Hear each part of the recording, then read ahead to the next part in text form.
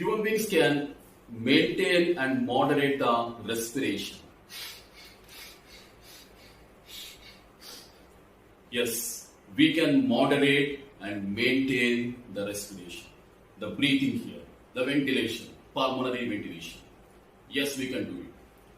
So here, the topic today is called as the regulation of respiration. Here means the breathing patterns can be maintained and moderated. How? So the question in the NCERT given is, that is humans can maintain and moderate breathing.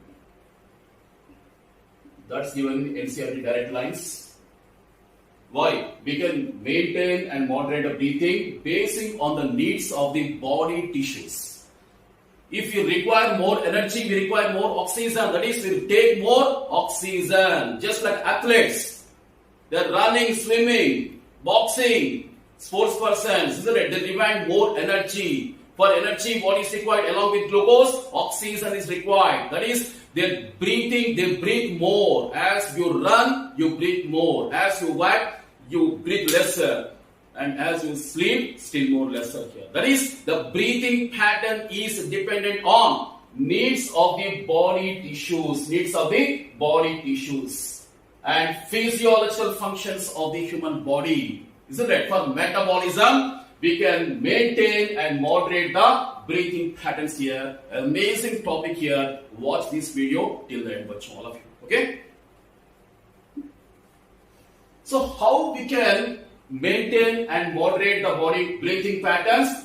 That's called as a regulation of respiration. We can maintain and moderate the breathing. That's called as a regulation of respiration here. This regulation of respiration is done by two methods mainly.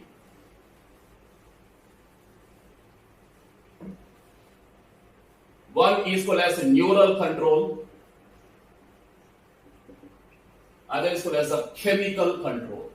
Chemical control. Neural control, that is the nervous system.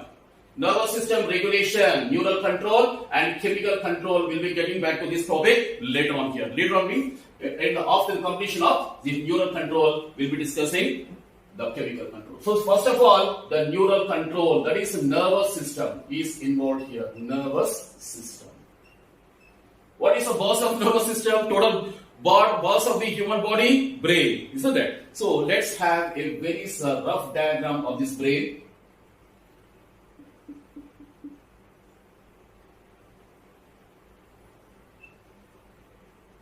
So here,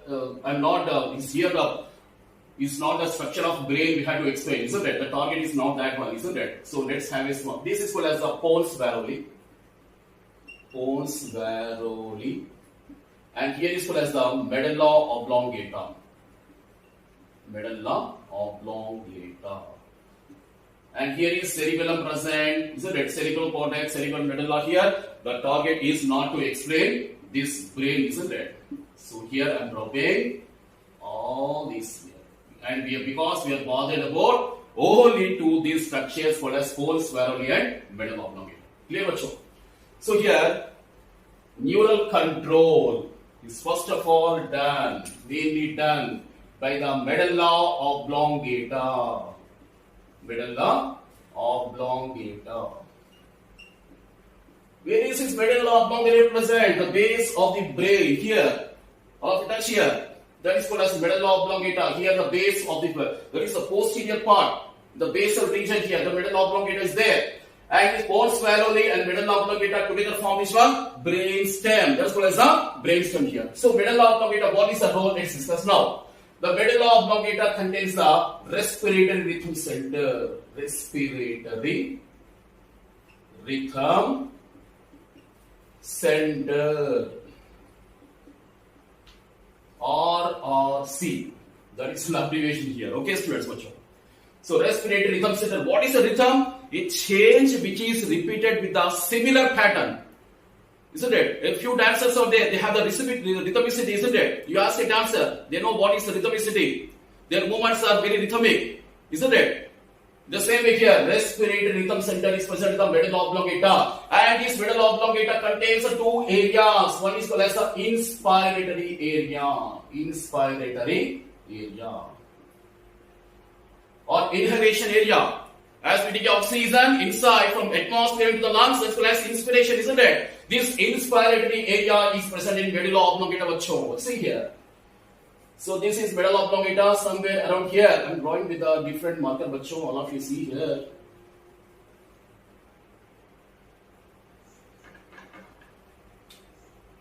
So this is the inspiratory area somewhere around here. For example, I'm writing here inspiratory area. The inspiratory area contains which one? Neurons.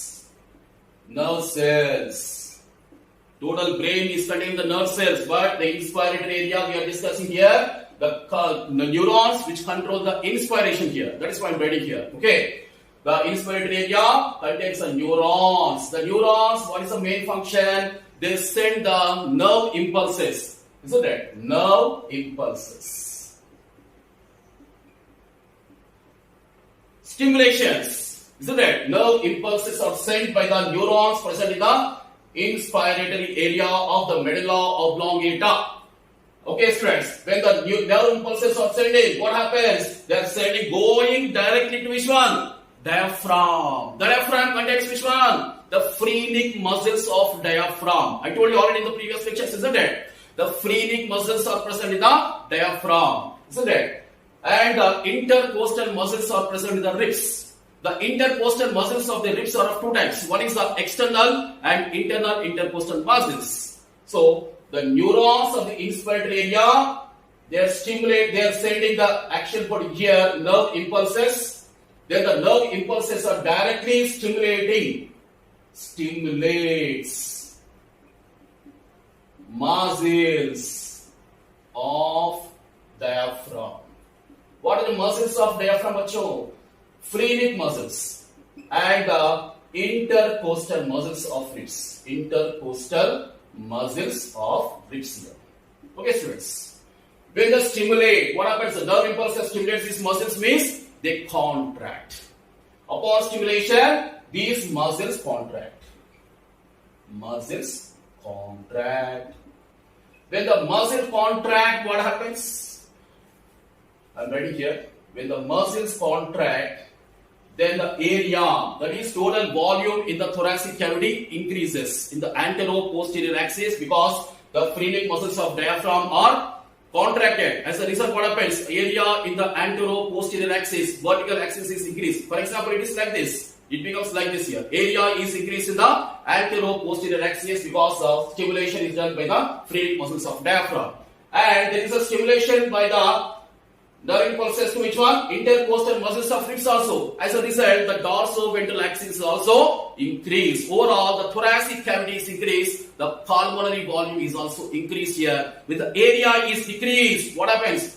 When area is increased, the pressure is decreased. When the area is increased, the pressure is decreased because area is inversely proportional to the pressure. As a result, what happens? When the pressure is decreased, in the intrapulmonary pressure is decreased. In comparison to which one? Atmospheric pressure. The pressure gradient is maintained. As a result, oxygen enters from atmosphere into which one? Lungs.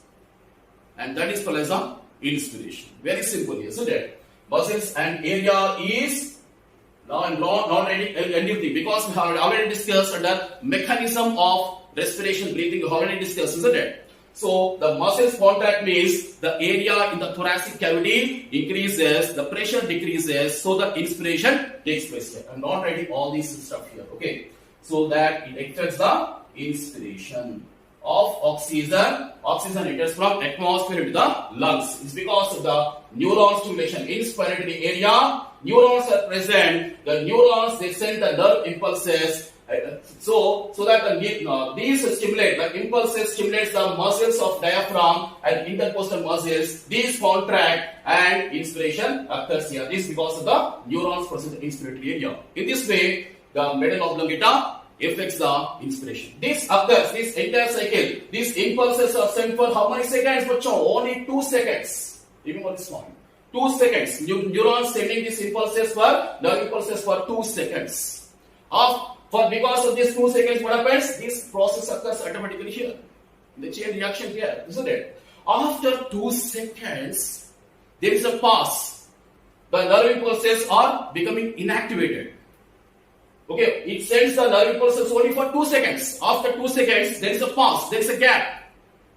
The nerve impulses are inhibited then. Then what happens when the nerve impulses are inhibited? What happens then? Then there is a relaxation. That is, there is no stimulation now. So because of this one, there is muscles relax. When the muscles relax, what happens? There is a pressure gradient form. As a result, expiration occurs here. Okay. So this occurs for 2 seconds, and then 3 seconds there is a pause. 3 seconds there is a pause. Means gap. So inspiratory area, 2 seconds, then generates the nerve impulses, stimulation, muscles contract, inspiration, so that after which there is a gap of 3 seconds. During this gap, what happens? There is an inhibition of these muscles of diaphragm and intercostal muscles. As a result, they get relaxed. Isn't it? Here contracts, then relaxes. When the relaxing happens, what happens? The area is decreased. When the area is decreased, the pressure is increased. When the pressure is increased, what happens? Expiration takes place here. Okay, students. And after expiration, again, the neuron sends the nerve impulses and this process here. So, inspiration, expiration, inspiration, expiration. There is a cyclic process taking place, and this is controlled by inspiratory area here. Okay, students. Next one is it also medulla oblongata also contains which one? It also contains the expiratory area.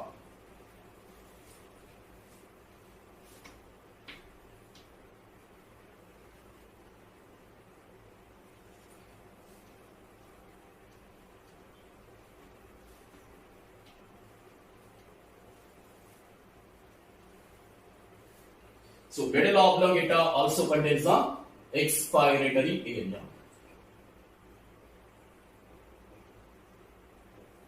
So here is the inspiratory area, here is the expiratory area here. This one's expiratory area. Both are present in medulla oblongata here. Okay, students. So expiratory area do not occur during normal quiet breathing. Normal quiet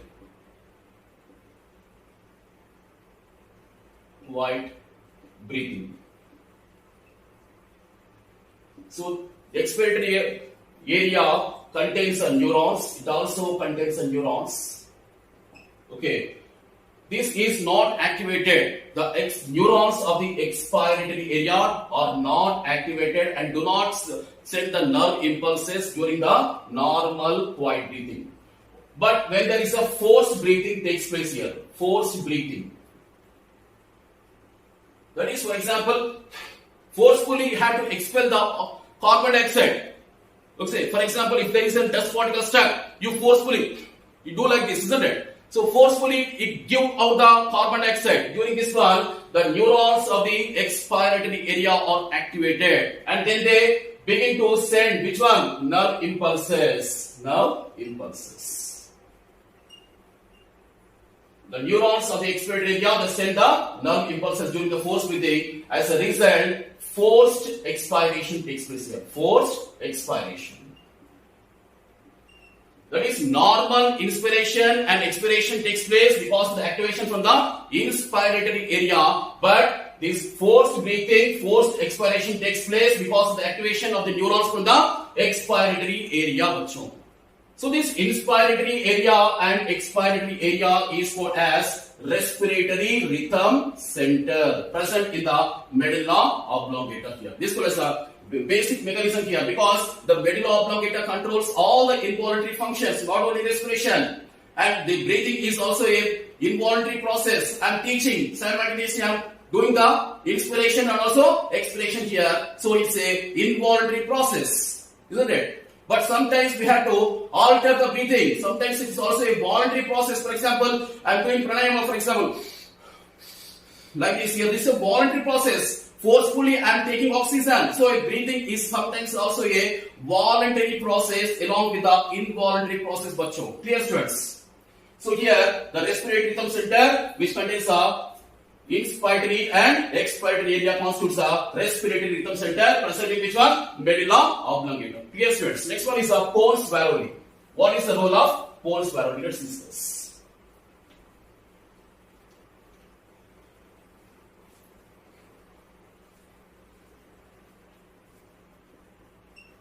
Pons varoli. So this is a pons varoli, bachcho. Here, see here, this is a pons varoli. Okay, and following this one, medulla oblongata is there. So this expanded part here. Pons varoli contains a pneumotaxic center. Number one is pneumotaxic center. Okay, students. What is pneumotaxic center means? For example, it can moderate the functions of your breathing. Moderate the breathing patterns.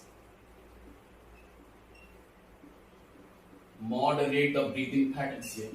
What is by moderating the breathing pattern? In the form of depth of breathing. Depth and rate of breathing. Depth and rate of breathing. What is the depth of breathing? For example, I am teaching, you are listening. Are you bothered about how much oxygen you are taking? Like this? So and so volume of oxygen should be taken inside. Are you bothered here right now? No. I am not bothered. Wrong. So during the normal inspiration, it's not bothering us how much of oxygen should be taken. That's because that's a headache of which one? Pneumotaxic center. Overall control is which one? Respiratory rhythm center. But how much of oxygen should be taken during the inspiration is a responsibility of pneumotaxic center. For example, I am taking too much oxygen. Instantly that is controlled by pneumotaxic center during the normal breathing. How? How much? Who will decide how much of volume of oxygen should be taken? Pneumotaxic center. That is called as moderating the breathing. For example, you are going in a car. Okay, suddenly there is a speed breaker. What will you do? You slow down, isn't it? The same way here. This is called as moderation. That is, accelerator is very important. No doubt, you have to go 120, 130 speed. But brake is also sometimes very important, isn't it? Otherwise, there is a crash. Major accident, isn't it? So, this major accident is prevented because of the speed breaker. The same way, too much intake of oxygen, too much here, that is uncontrolled breathing is moderated, controlled by which one?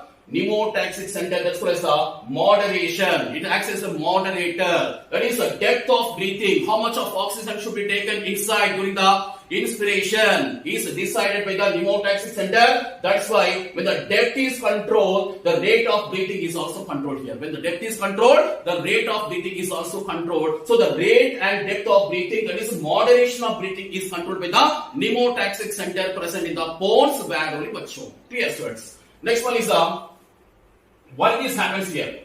Because the pneumotaxic center contains the neurons. Pneumotaxic center contains the neurons. They send the inhibitory impulses. Inhibitory impulses. Nerve impulses here. That is, stimulatory means too much. Inhibitory means like this. Stimulation, for example, accelerator. Inhibition means brake, for example. Like this here. Both are important, isn't it? So the neurons present in pneumotaxic center, they send the inhibitory impulses to which one?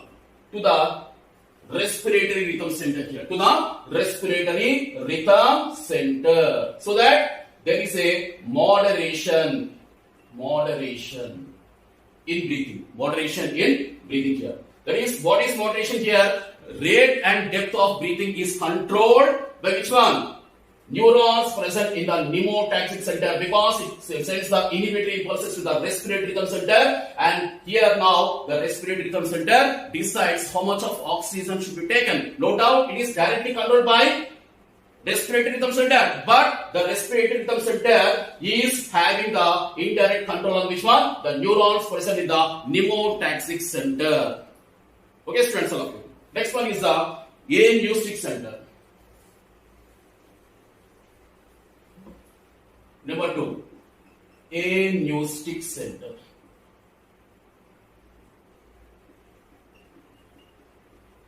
the anuistic center is also present in Pons spheroid. That is, pneumotaxic center as well as anuistic centers both are present in Pons spheroid. I told you that the neurons present in pneumotaxic center, they send the inhibitory impulses so that the rate of and depth of breathing is controlled.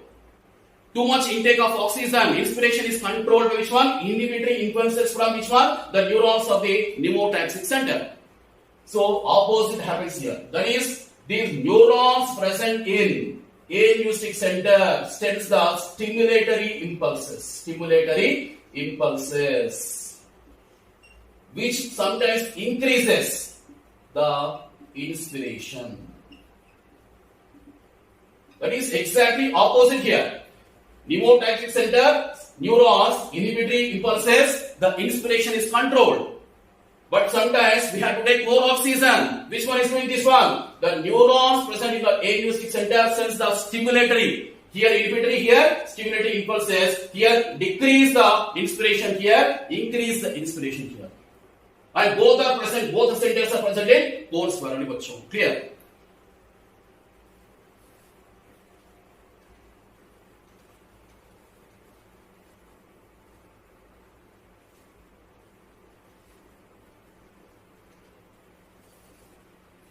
So next one is sometimes we can control here cerebral cortex, area of the cerebral hemispheres, isn't it? We'll be learning all these amazing chapters in the neural control coordination, not no much. Just remember here, okay? So cerebral cortex, voluntary, its overall function is voluntary functions. What is voluntary function, bacho? I am teaching, is it voluntary or involuntary? I am teaching, that's a voluntary, that is conscious perception. I am doing it out of my conscious will. Hona bolke, isn't it? You are listening, it's a voluntary process. You are eating, that's a voluntary process, isn't it? But as I teach, I am waving my hands here like this. That's an involuntary process here. Isn't it? That's a habituated, isn't it? I am holding this pen like this here. I am habituated like this here. That is an involuntary process. You're getting point, all of you students. So the voluntary functions are controlled by us. What is that? Cerebral hemispheres, outer cerebral cortex, inner cerebral medulla here. Okay, students. So overall here, the voluntary process. When you want to sing, bacho, you are singing Sarigamapa, for example. You modulate your breathing, isn't it? You alter the breathing pattern. There is a rhythmicity is there in your singing. Sarigamapa. Why? Because of the voluntary process here. That is a voluntary process here. That is, you can alter the breathing because of the cerebral cortex. You can alter. Hona bolke, conscious will of human being. It's there here. Isn't it? And then you are laughing here. Laughing, that is a voluntary here. Sometimes here, you are laughing. Is it that laughing is an involuntary process? No. Sometimes you are laughing here. It's also controlled here. Isn't it? So cerebral cortex controls the voluntary functions and which can alter the breathing pattern. In this way, the cerebral cortex also regulates the breathing sometimes. Clear, bacho? And next one is all the emotions here controlled by limbic system. Limbic system. The limbic system, where is it there? It's not the present headache. I'll be explaining under neural control and coordination, not here. Okay. Just remember, the limbic system is formed by the amygdala, this hippocampus, and here hypothalamus is also involved here. Hypothalamus. Of course, so limbic system plus limbic system along with the hypothalamus. Limbic system along with the hypothalamus. Limbic system is formed by which one? Amygdala, hippocampus, blah blah blah, etc. Many systems are here. And hypothalamus. These two, they control the emotions of the human body. What are emotions? You know much better, isn't it? Your grandmother is leaving your home. Okay, you are for example, you are staying with grandmother for 1 month and she is leaving your home. For US, for example, you are getting grief, isn't it? Grief. And then your grandfather returns from USA after 1 week. Now you are overjoyed. Am I correct? All these are emotions. When your grandfather is approaching you, your breathing pattern is changed. When your grandmother is departing to USA, your breathing pattern is changed. That's called as emotion. During the emotion, or else a snake is after you, or a dog is chasing you. You run. The breathing pattern is changed. Because you are scared. The emotion is scaring here. Fear. Isn't it? Your need exam is about to declare after 1 hour.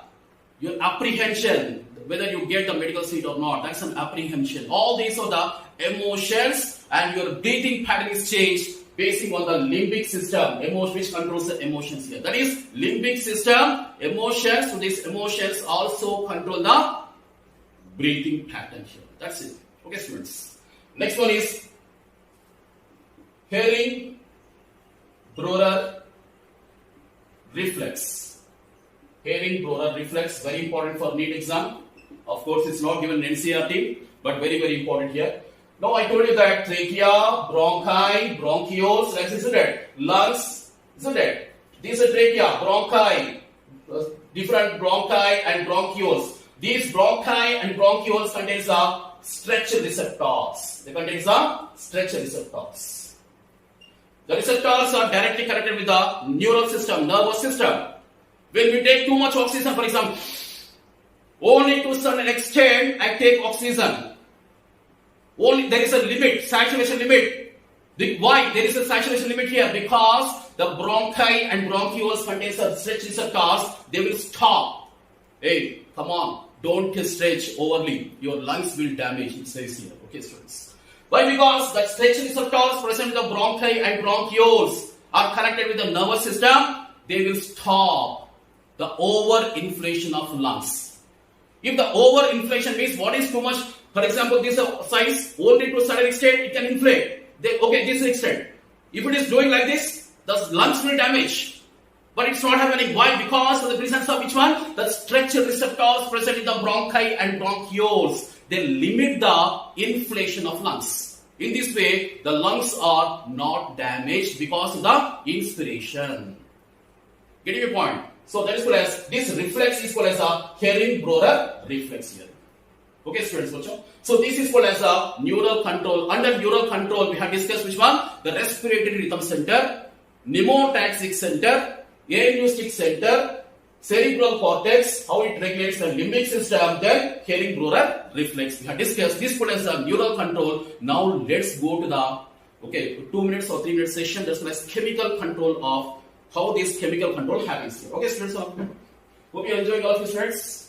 Please type in the comment box, all of you, please.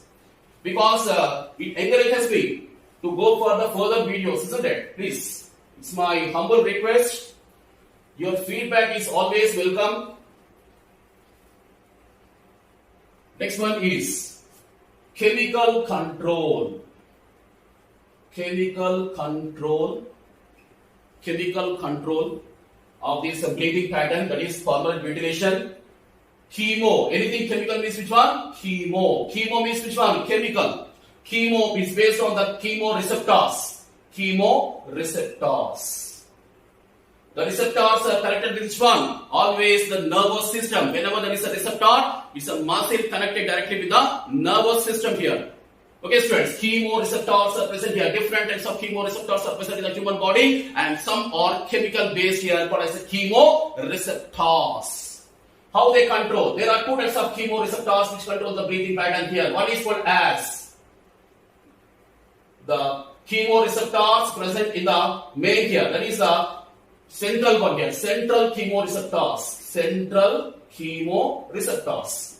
The central chemoreceptors are present in the medulla oblongata. The central chemoreceptors are present in the medulla oblongata here. Just a minute. So this is a medulla oblongata now. For example, here, somewhere around here, these are the chemoreceptors here. Chemoreceptors present in the medulla oblongata here.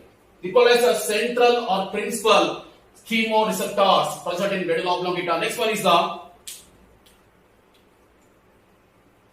peripheral chemoreceptors are present in the 2 locations. One is called as the aortic arch, other is the carotid artery. Carotid artery. Okay, students, what is an aortic arch? The left ventricle contains the arch-like structure, the greatest artery of the human body, aortic arch, which divides into the different systemic arteries present in the left ventricle. That's called as the aortic arch. An arch-shaped structure, the systemic trunk, which divides into the systemic arteries, is called as the aortic arch.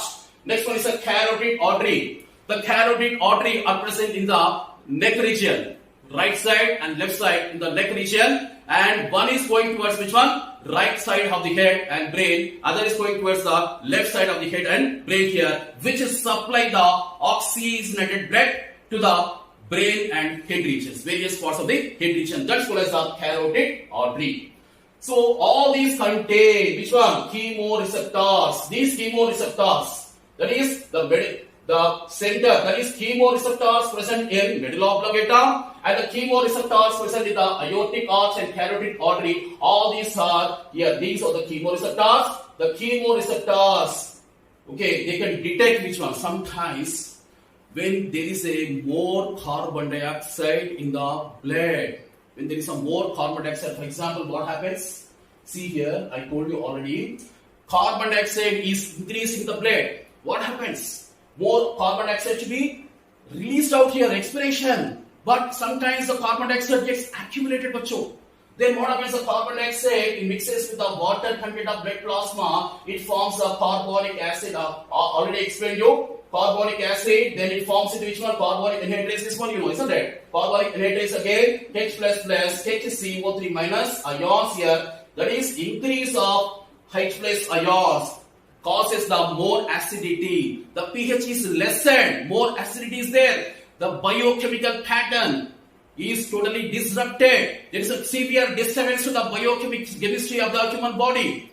Metabolism is hampered because of the too much acidity. If this were to be continued, the person will die, bacho. If H+ ions are increased, then what does it mean? Carbon dioxide is also increasing here, isn't it? Too much acidity, very dangerous to the human body. But the human body has the boon in the form of the chemoreceptors here, present in various locations here. Immediately, these receptors, chemoreceptors, will detect which one? The chemoreceptors get alerted here. The chemoreceptors present in different regions get alerted. They detect which one? Increase of carbon dioxide, increase of H+ ions, the detection.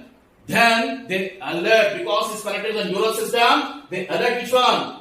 The respiratory rhythm center. They alert the respiratory rhythm center present in which one? Medulla oblongata here.